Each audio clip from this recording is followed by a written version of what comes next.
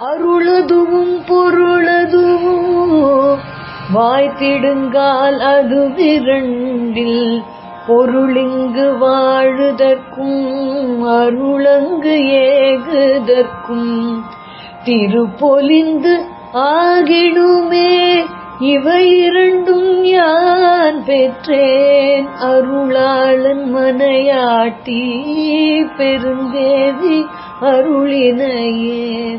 அருள் பெற்று துயருழிக்க அபயம் நான் ஆய்ந்த போதும் ஒரு புகழும் கிடைக்காமல் ஓய்ந்தே நான் காய்ந்த போதும் பெரும் துன்பம் வாட்டுகையில் வலியால் நான் அழிந்த போதும் திருக்கட்சி பெருந்தேவி உன் கடல்கள் காத்தனவே.